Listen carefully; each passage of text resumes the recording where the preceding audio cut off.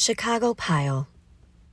Early on the morning of December 2nd, 1942, two figures crunched over the frozen snow covering the campus of the University of Chicago.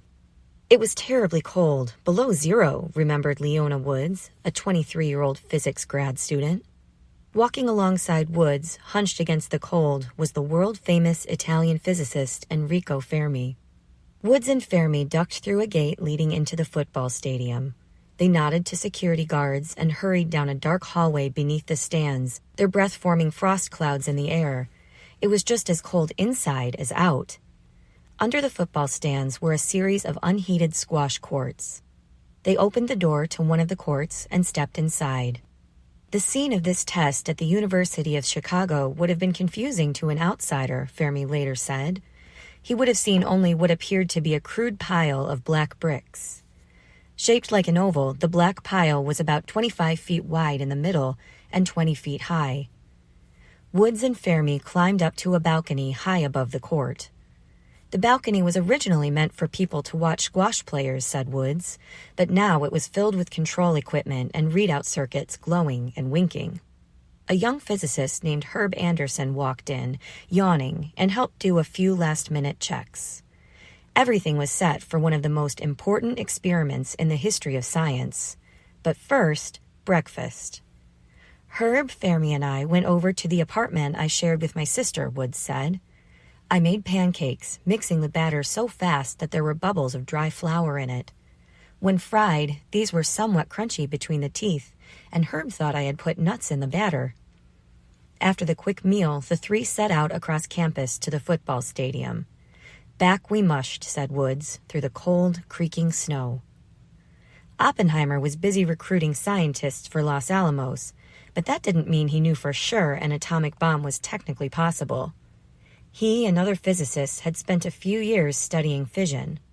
They knew they could bombard a uranium atom with neutrons and cause its nucleus to split. They knew the splitting nucleus would release energy. But what happened next? Theoretically, as the uranium nucleus split in two, more neutrons would break free and fly off on their own. The speeding neutrons would collide with other uranium atoms, causing them to fission also. As these uranium atoms split, they would release more neutrons, which would hit more uranium atoms. These atoms would also split, releasing still more neutrons, which would hit more uranium atoms, causing more fission, more free-flying neutrons, more fission, more neutrons, and so on. Though they didn't know if it would actually happen, physicists had a name ready for this process: chain reaction. Each splitting atom would release a small amount of energy, so scientists knew that if they could cause a fast enough chain reaction, they might be able to build atomic bombs. But first, they had to prove a chain reaction was even possible. That's what Enrico Fermi and his team were trying to do in the squash court under the football stands in Chicago. The black blocks were graphite, the mineral used to make pencil leads. Slid into holes in some of the blocks were small pieces of uranium. Fermi used graphite to slow down the speeding neutrons. He knew that neutrons would bounce off the carbon atoms that make up graphite and lose speed. Traveling a bit more slowly, they'd be more likely to hit the uranium atoms and cause fission. Stuck through the pile at various points were long wooden poles wrapped with a bluish-white metal called cadmium. Cadmium was chosen for its ability to absorb huge numbers of neutrons. As long as the cadmium poles were in place, they would absorb the neutrons shooting out of the uranium. This, Fermi told Leslie Groves, would prevent a chain reaction from starting. Still, the idea of attempting to release nuclear energy in the middle of a city of 3 million made Groves very nervous. If the pile should explode, no one knew just how far the danger would extend, Groves fretted. Because of this, I had serious misgivings about the wisdom of doing the experiment there. Fermi assured Groves he knew exactly what he was doing. A little before 10 o'clock a.m., Fermi and his team of about 15 students and scientists assembled in the freezing squash court. Most climbed to the balcony, but 3 stood on an elevated platform near the ceiling, holding buckets full of cadmium. If the reaction got out of control, they were to dump the cadmium on the pile, then get out fast. Fermi sat in a chair on the balcony. He looked over his blinking monitors, then ordered the first cadmium rod to be lifted out of the pile. As the rod went up, specially built machines measured the flying neutrons, clicking loudly as more and more neutrons were released inside the pile. Fermi did some quick calculations in his notebook. Then he ordered another rod up. The clicking sounds increased again. Fermi did a new set of calculations and called for another rod to be lifted. As the experiment continued, more and more curious students crammed onto the balcony. Leo Szilard and Eugene Wigner, the ones who'd triggered the Manhattan Project by convincing Albert Einstein to warn President Roosevelt of the danger of atomic bombs, came to watch. Everyone was shivering and covered with black graphite dust. No one spoke but Fermi.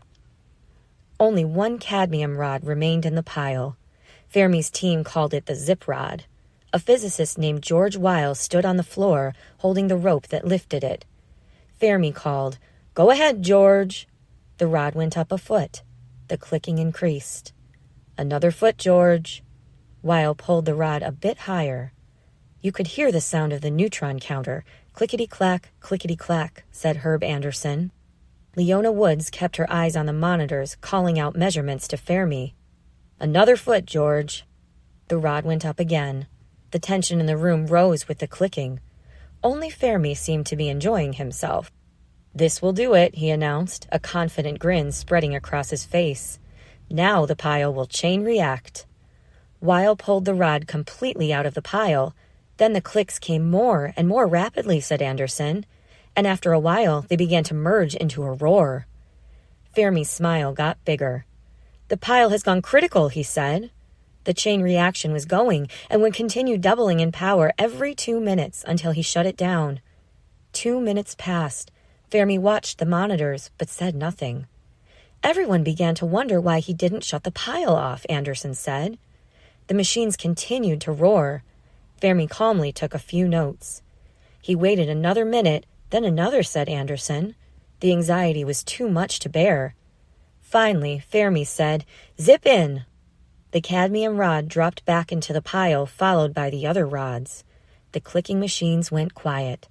There was a long silence in the squash court. Then, unsure what else to do, everyone began to clap.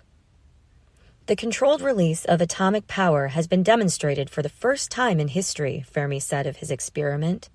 The pile had generated only enough energy to power a small light bulb, but the chain reaction had been proved. Humans now knew they could release the enormous power locked inside atoms. For some time, we had known that we were about to unlock a giant, remembered Eugene Wigner. Still, we could not escape an eerie feeling when we knew we had actually done it. Wigner pulled out a bottle of red wine and a stack of paper cups. He filled the cups, and the scientists and students silently passed them around. No one offered a toast, Leona Woods recalled. There was a greater drama in the silence than if words had been spoken. Woods couldn't be sure what the others were thinking. She had a feeling their thoughts were similar to her own. Of course, the Germans have already made a chain reaction, she said to herself. We have, and they have been ahead until now. Then, she thought, when do we get as scared as we ought to?